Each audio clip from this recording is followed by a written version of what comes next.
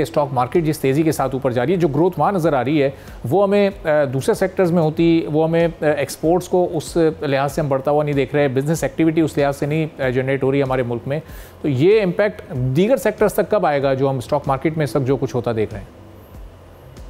देखिए, आर्टिफिशियली जो है ना वो स्टॉक मार्केट मुझे बज़ाहिर लग ये रहा है कि आर्टिफिशियली ऊपर जा रही है। उसकी वजह यह है कि अगर आप लार्ज स्केल मैन्युफैक्चरिंग के फिगर्स देखें तो अभी भी उसकी जो ग्रोथ है वो नेगेटिव में है। ऑन दी अदर हैंड अगर बैंक्स की आप बात करें तो बैंक्स का चूंकि इंटरेस्ट रेट जो मॉनेटरी पॉलिसी पे स्टेट बैंक ने कट लगाना है तो तकरीबन 2% के करीब मजीद जो है वो पॉलिसी रेट नीचे आ सकता है। तो उसके बाद जो है वो शरह सूद 13% के ऊपर आ जाएगी, जिसकी वजह से बैंकिंग सेक्टर के ऊपर एडवर्स इम्पैक्ट पड़ेगा। इन एडिशन जो है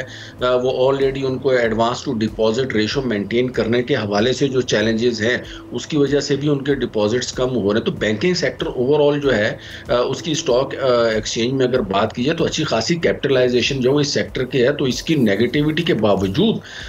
जो है ये ऊपर जा रही है स्टॉक मार्केट। तो मेरी समझ से बाहर है। हाँ, जो मैं जिस नतीजे पे पहुंचा हूँ वो ये है कि इस वक्त चूंकि आईटी की वजह से मोबाइल के ऊपर भी आप स्टॉक एक्सचेंज का अकाउंट खोल सकते हैं, तो उसमें बेसिकली नंबर ऑफ इन्वेस्टर्स की तादाद में जो है वो बहुत ज़्यादा इजाफा हुआ है। और कहीं से भी बैठ के, अब चीचा वतनी से बैठ के भी आप जो है वो स्टॉक मार्केट में इन्वेस्ट कर सकते हैं या बैरून मुल्क बैठ के भी स्टॉक मार्केट में इन्वेस्ट कर सकते हैं। तो उसकी वजह से हुआ ये है कि जो ज़्यादा क्वांटिटी में स्मॉल या छोटे जो इन्वेस्टर्स हैं वो इसमें स्क्रिप्ट्स में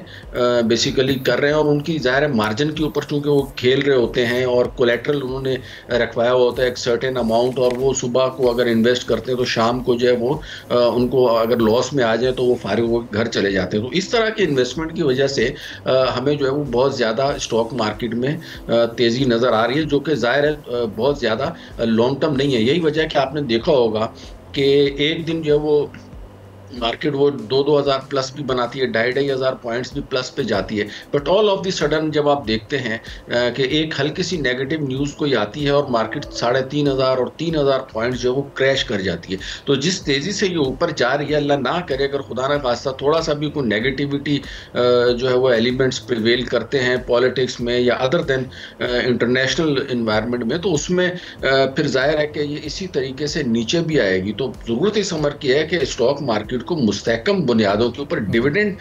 बेस जो है वो इन्वेस्टमेंट लाई जाए, रादर देन के लोग जो है वो कैपिटल गेन के ऊपर वर्किंग ज़्यादा करें। क्योंकि कैपिटल गेन के ऊपर अगर ज़्यादा वर्किंग होगी तो उसके बाद जो है वो इसी तरह होगा कि कभी 2,500 प्लस और कभी जो है वो 3,000 माइनस। तो अल्टीमेटली जो है वो ये मुझे जो है वो